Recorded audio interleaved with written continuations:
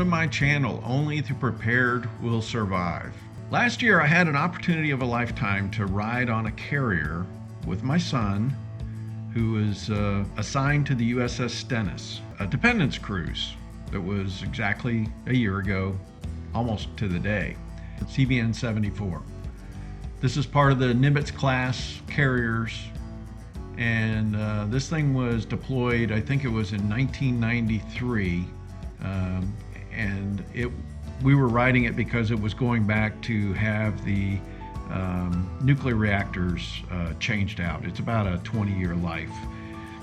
But these things were about $8.5 billion. So here you are, 2 nuclear reactors, 4 shafts, about a little bit over 1,000 feet, 134 foot wide, 97,000 tons. It can go over probably over 35 miles an hour.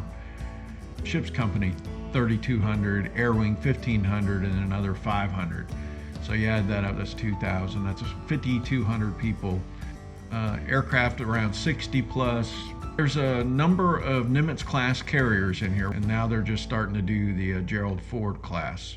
20-year-old carriers, not the latest greatest stuff. My dad was a chief warrant officer on, the Kennedy, the Roosevelt, and several others way back in the 70s, which I think every one of them are gone now. Waiting to get on the Tiger Cruise, and it decides to rain. They got no buses for us. It's a beautiful thing. Luckily, I decided to get an umbrella today.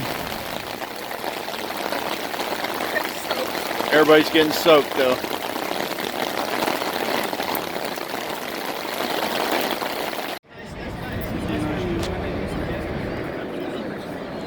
Well, this is what I get to do. I get to ride on a carrier for about a week.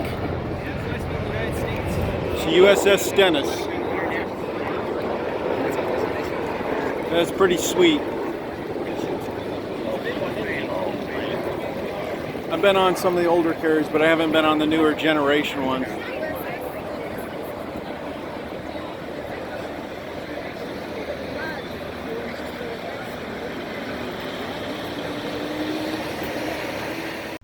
So we were able to get on and get all my stuff squared away, and they weren't going to be leaving until the next day. So we decided to go into town because my son had been stuck on the ship for weeks, and we went and got a nice steak dinner, and this was the view when we got back. I just thought it was stunning at night, seeing this thing lit up. So. Well, we're up on the top of the flight deck of the USS Stennis, and we're looking across the harbor here. Shouldn't say harbor, the berthing area. You got all these beautiful ships here.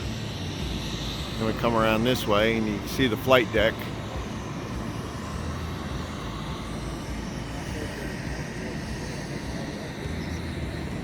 Got this sucker loaded. I want to go over here and see these E2C Hawkeyes. They got them in the back. You can see one of the props right there. There's another one right over there. See the one with the radome on there? Oh, there's another one down there. They got 3 of them. I counted up like 14 different radars. It's a tremendous amount of stuff on these masts. They got 3 phalanx and various types of missiles on this ship as well. I have to see if I can get close to a phalanx. That's a lot of stuff I worked on when I worked for Raytheon.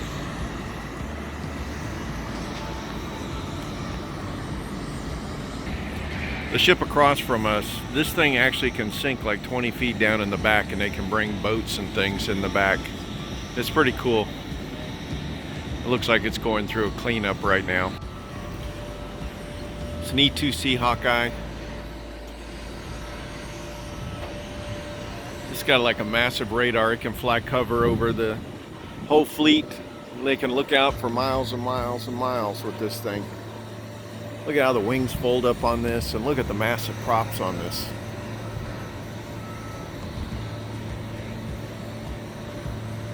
It's really slick. This thing over here is a growler. This is for electronic warfare, jamming and everything. Just got tons of electronics and stuff.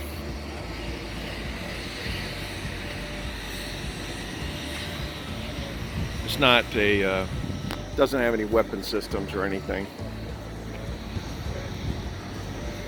You blow up other people's radars and things, just jam everything up. And this is my son's helicopters over here.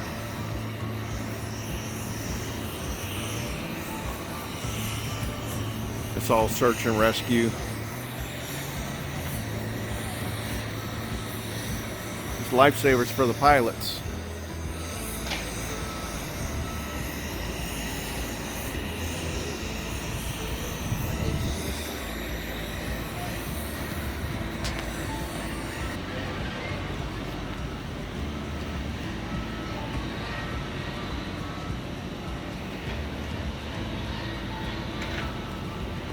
This is one that was painted really pretty. It's got my name on here.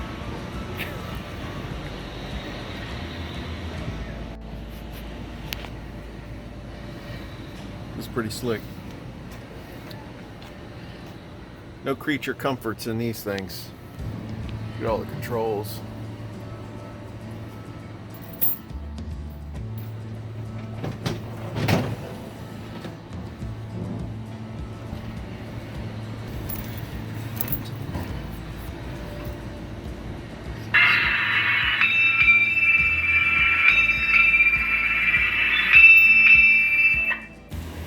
So all those bombs on there indicate the size of the ordnance that was dropped and how many.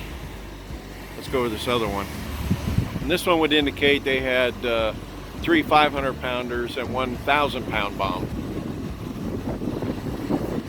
This is the Growler, and this is showing what they destroyed with the little lightning bolts. You know, various electronic type equipment, radars, whatever. That's pretty slick.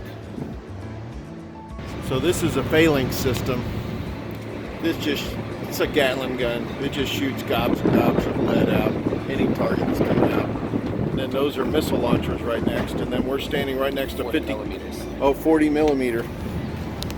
40 millimeter gun standing right next to it. Pretty sweet. This is an FA-18 Super Hornet gun system. Check out this picture. Amazing.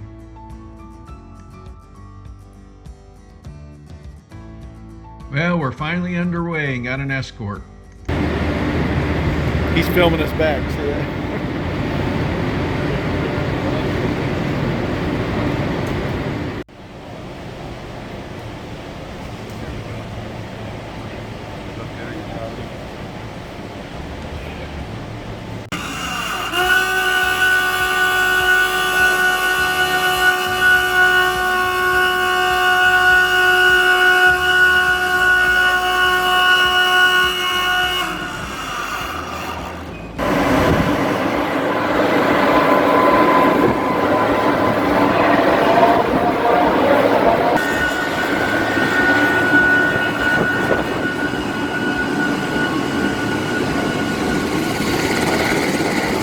Oh, we didn't miss it.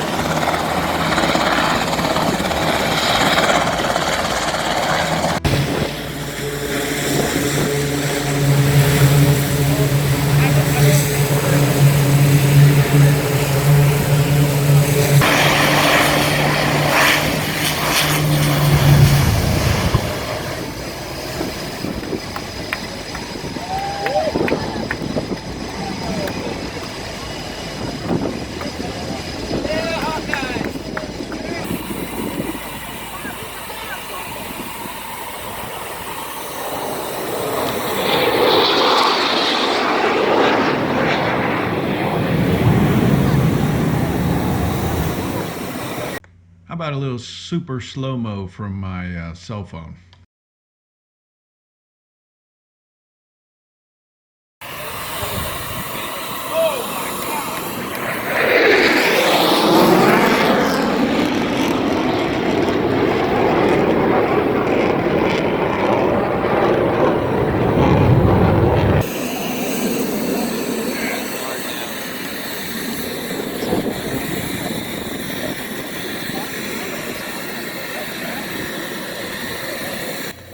hear they're strafing targets in the water.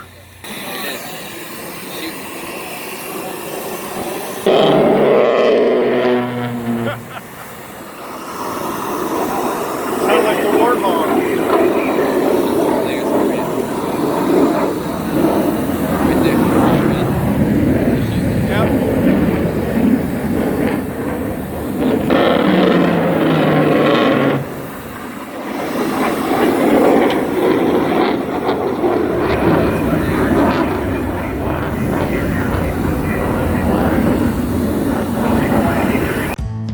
Remove the audio for this portion because they were playing Top Gun, and Useless Tube picks it up and automatically demonetizes. So just be aware, you know, there was actually it was really cool.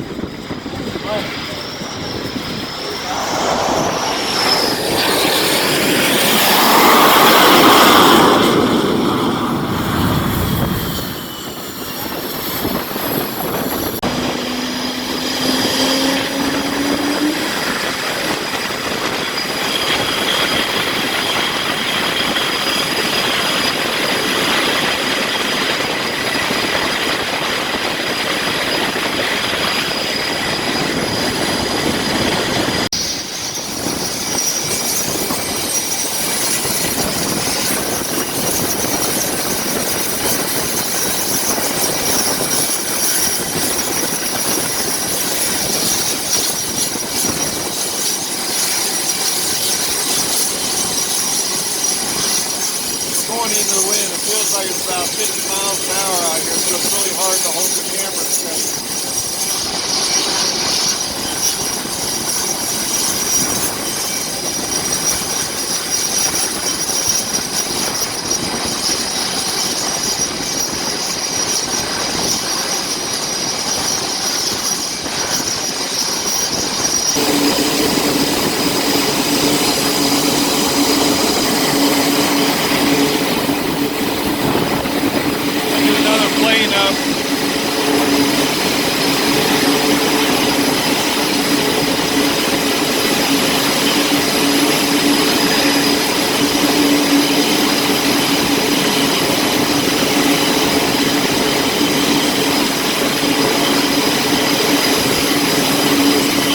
They're redoing the catapult. You see the catapult running all the way back to the front of the ship.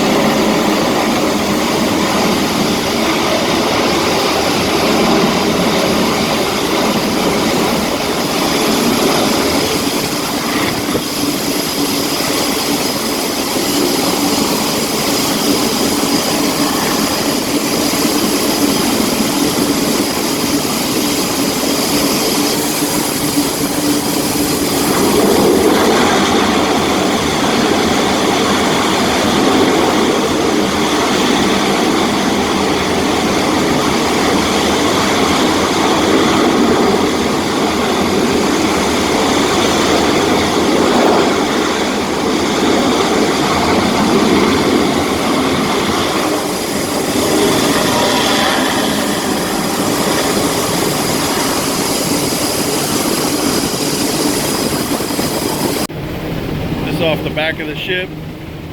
That water is blue as can be.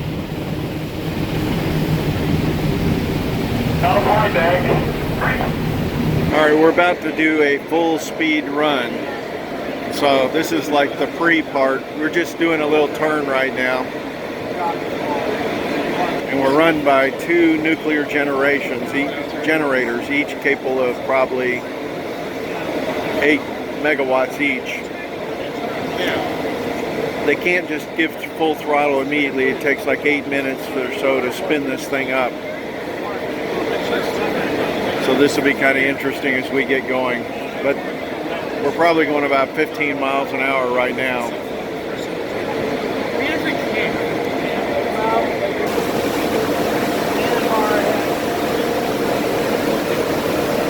I can really feel the power off the fantail here.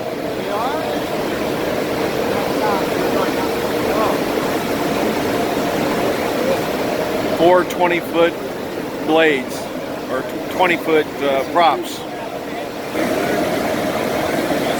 Alright, so now we're doing about 30 miles an hour. That was double from when we first started.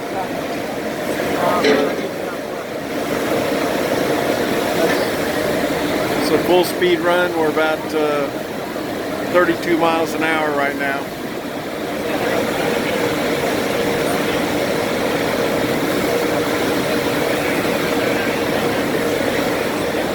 It's a nuclear reactor, it could do this all day long.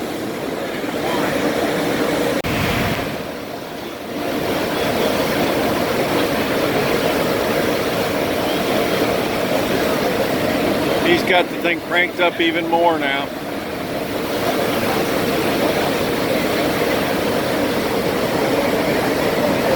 I bet we're going over 36 miles an hour. It was pretty fast.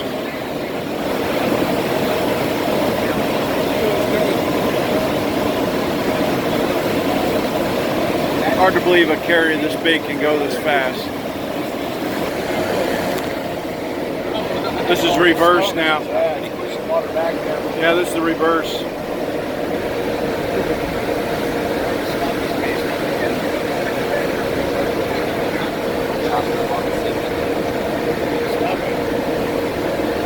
Get that fresh smell of water now. It's oxygenated.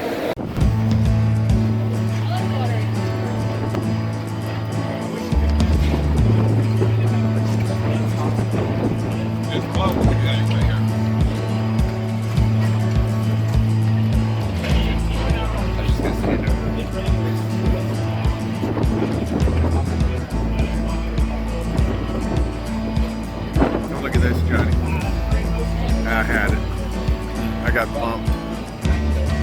There it goes. You have to do the focus like that.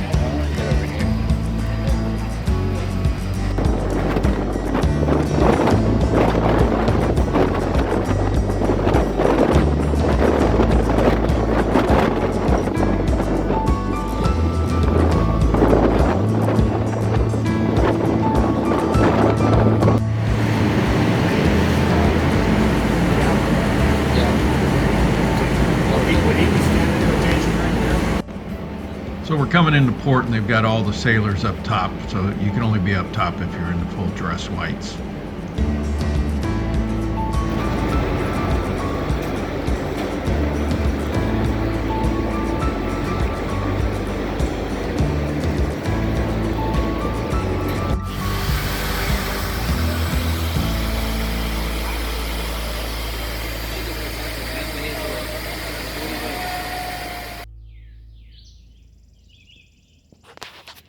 So I'm back from the USS Stennis.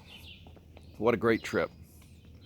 It was so cool to be out there with those young men and women, all in their basically 20s and 30s.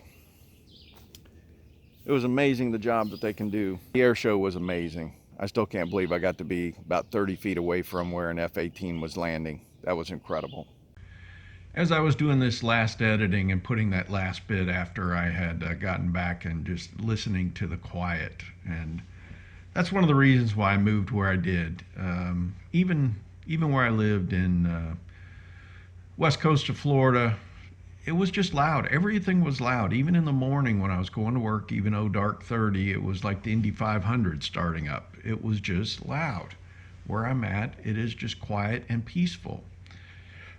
It's amazing how loud it was on the ship. Everything, there's always people on those squawk boxes talking to everyone, and just lots of jet noise, everything. Lots of just huge equipment running all the time. Just it takes a lot to get used to that, and I think it was a stark contrast when we got to the end how quiet it was out there in my garden. So anyways, that was a blessing to have that opportunity to do that, and I hope you enjoyed this.